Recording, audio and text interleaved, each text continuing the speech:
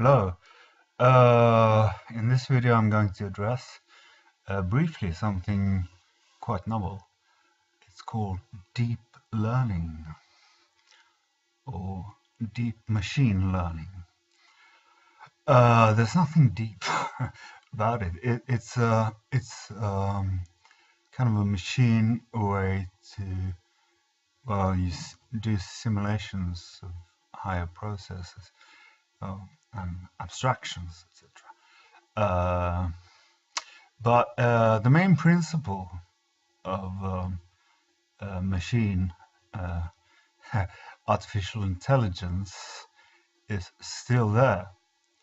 The entire thing about artificial intelligence, or a main point on that topic, is learning. So what we have is a machine that is capable of learning. Uh, and this is well known. This is very well known by many. Uh, Deep learning uh, makes a kind of a promise, so to speak, or the people who deal with uh, deep learning um, kind of promises a lot. But I have my doubts. I think skepticism is adequate. Uh, um, it's not just in the name. Deep learning is still learning, and yeah, uh, there are many different kinds of robotics uh, um, and artificial intelligence and stuff. And what they all have in common is basically learning. Whatever the name is, I've encountered some very sophisticated names for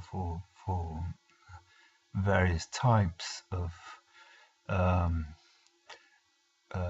artificial intelligence, or what is assumed to be artificial intelligence. As for deep learning or deep machine learning, uh, yeah, modeling abstract thoughts is, you know, um, that's something. That's quite something. But yeah, it's still learning, but more sophisticated.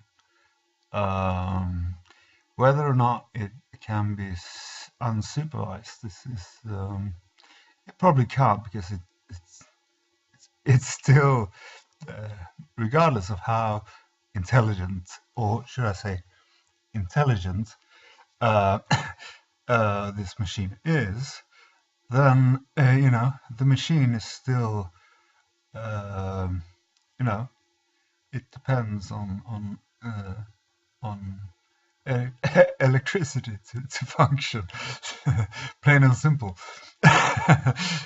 so so if you turn off the current, then you know what you have. You have a you have a malfunct robot.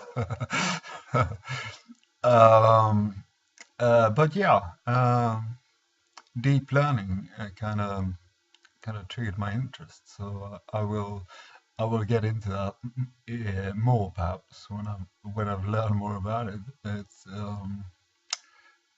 It's kind of interesting.